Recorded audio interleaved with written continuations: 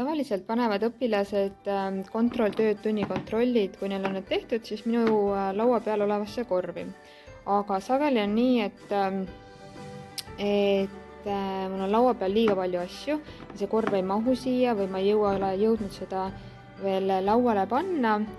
Ja siis ma tellisin sellise taskukese, mis on magnetiga siin tahvli küljes kinni.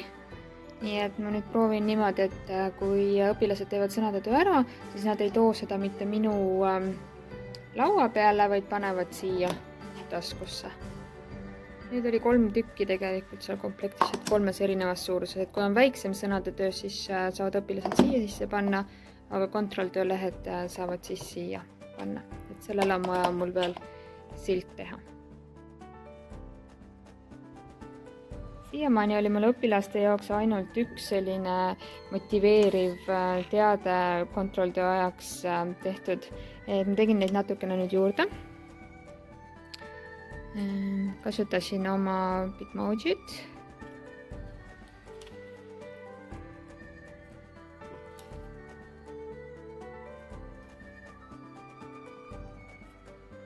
Siis ühe nendest piltidest panen ma enne kontrolltöö algust tahvlile, et õpilased väga ei pabistaks.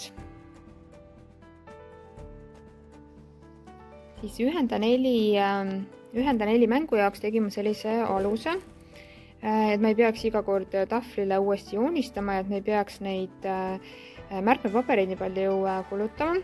Siis otsustasin ma kasutada sellist asja nagu Velcro, kus on siis nagu takkiaga sellised klepsud.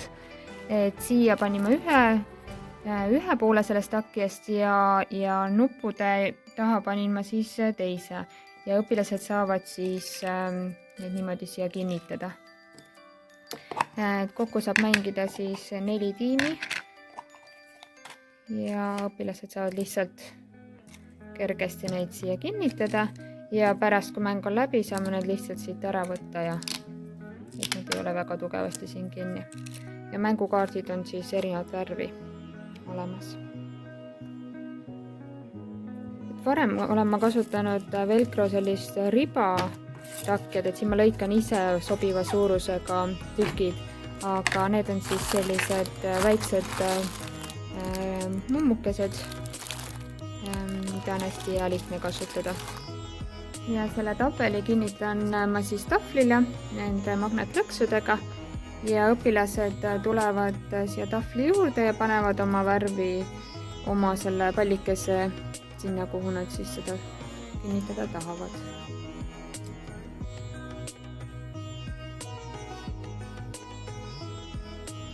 Kolmandas klassis on meil järgmine teema riideesemed.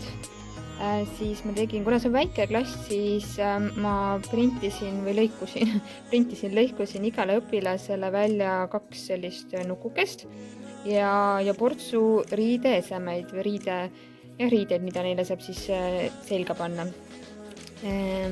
Et seda me kasutame niimoodi, et mina näiteks ütlen, et she's wearing pink shorts, siis õpilased panevad neile vastava riideseme siis selga või näiteks she's wearing a green and yellow t-shirt.